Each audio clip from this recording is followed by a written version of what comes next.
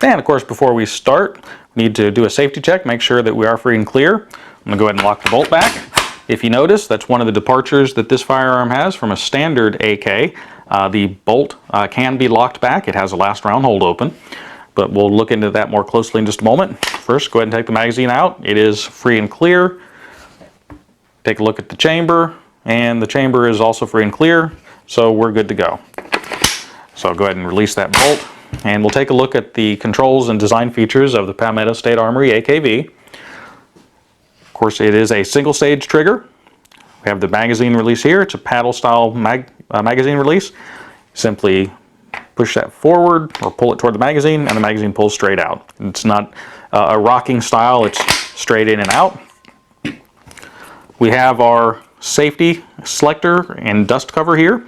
Currently it's on fire. There's the F there for fire.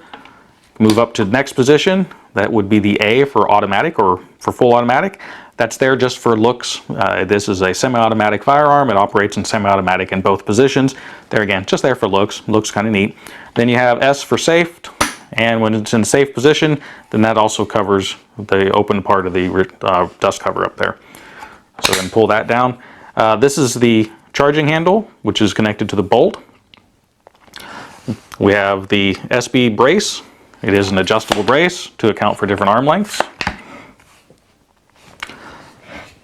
Have the hinged top cover with Picatinny rail. The rear sight is attached to the dust cover as well. The front sight is adjustable for windage and elevation in typical AK fashion. The bolt release is right here, so when it's locked back,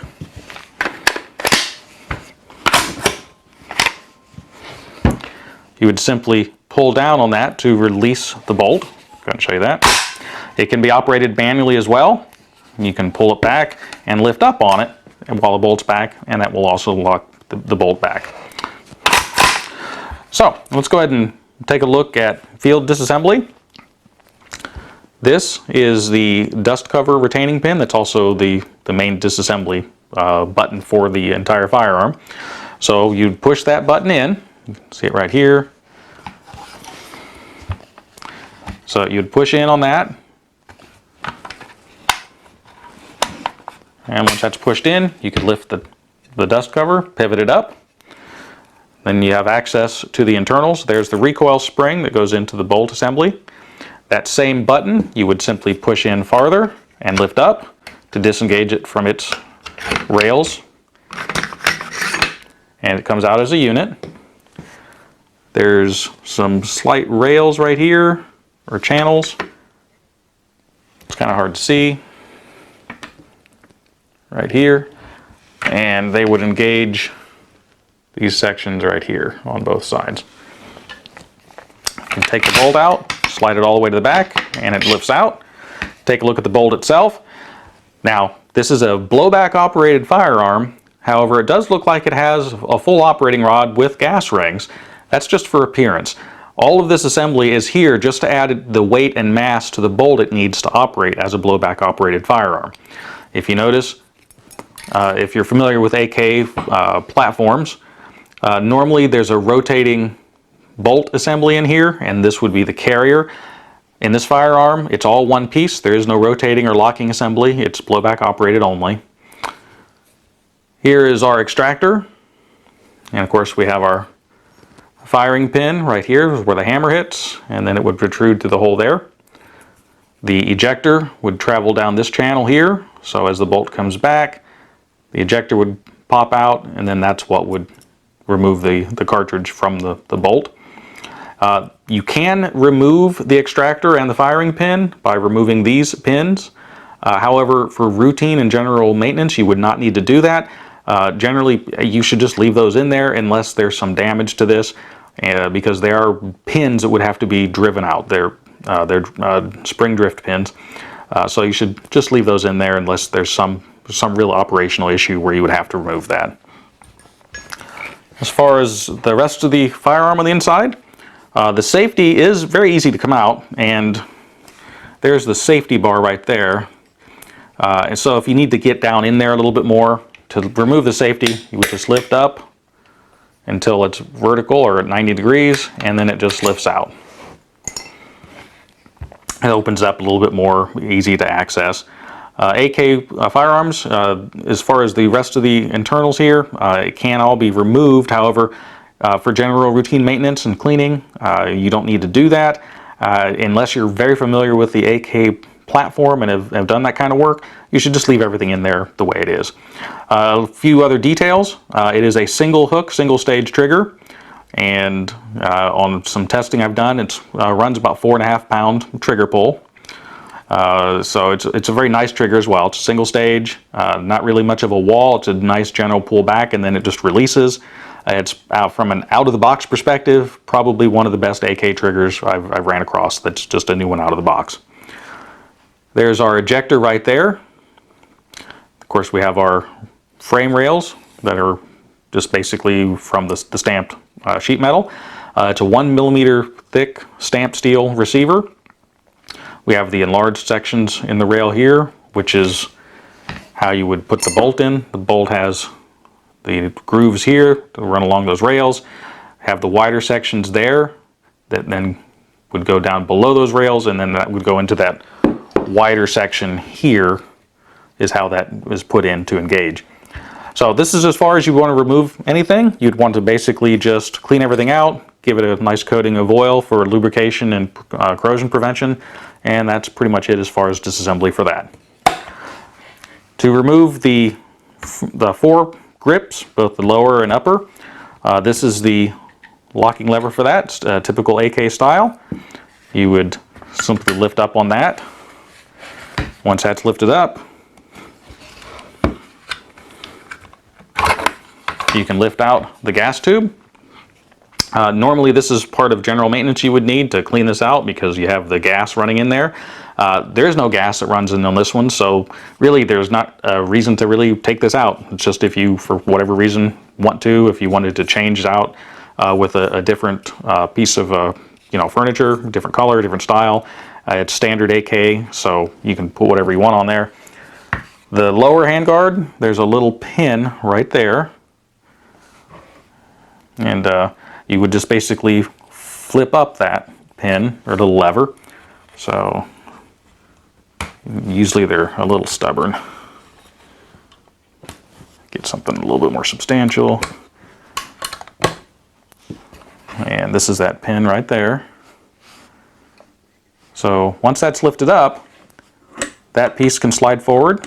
And once that slides forward, the lower grip can just slide forward, and then it just disengages and comes off. Now, on it itself, you have this squared off section there. That's what would go into the squared off section of the receiver right there. That's how it goes back in place. Now, if you're looking at this on the gas block, it even has the vent ports on there. So it has all the appearance of being a gas-operated firearm. However, those are just there. These are probably off-the-shelf parts, and so there's no reason to not have the holes there, but they don't really do anything. They're just there for appearance. The muzzle brake itself has the locking pin right there. You would just push in on that pin, and then you could remove the brake. Here's another departure from a regular AK. This is standard 1/2 by 28 threads, so it's not the reverse threaded in metric that AKs usually are.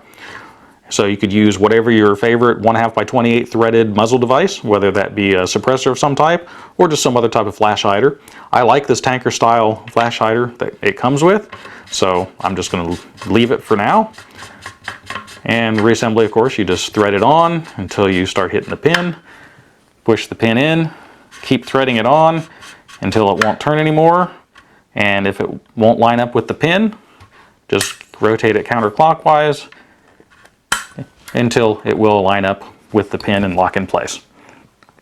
To put the lower handguard back on, you'd want to just slide that front collar forward, put that square section in the receiver,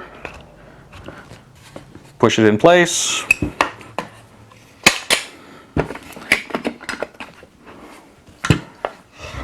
then that front section can slide back in place, rotate the lever around and lock it back down, and that's locked back in. Get your gas tube assembly. The front goes on to the gas block first, and then this pivots in, and there's a, I don't know if you can see it, there's a rotating flat section. That's how that locks in. So you can line up the flat section so that this will slide down past it, push it down, and then push the lever back forward. So that's installed. Lift the dust cover back up. We'll go ahead and put our safety back in. The safety, the funky little shape where it sticks out, goes into the keyhole. So it's basically just the opposite of how you took it out. That goes through. There's a hole on the other side. Right here, you put the pin through so it comes out. Rotate the safety assembly around and put it back into its position there. The bolt, put the fake operating rod with the gas rings into the mating hole at the top. Line those larger sections up in the rail toward the back, and then you can slide it forward. Now at this point, see if you can make it to where you can see this. The hammer there, yeah, there we go. The hammer hits, or I should say the breech face hits the back of the hammer. It will not slide forward. This is normal, so when this happens to you, don't think there's something wrong. So you have to push down on that hammer, and then you can slide the bolt forward. Now in operation, these spacers and the buffer fills up the space back there so that the bolt itself can only travel back about that far, so it won't overrun it. So you don't have to worry about that locking things up. So put your spring into the hole in the bolt. You have your locking lever there. You would go ahead and compress the spring, line up those slots in the rails, make sure our buffer and spacer are in the right spot, and then you put the dust cover back down,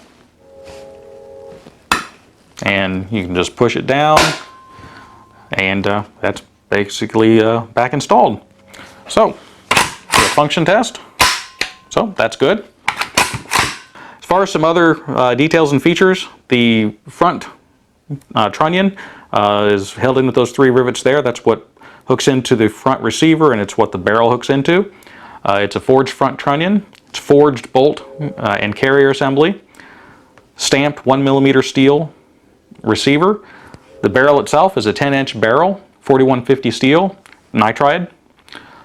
It's a 1 in 10-inch twist. It's got the 2-port tanker style muzzle brake, and that's pretty much it. So that's the Palmetto State Armory AKV.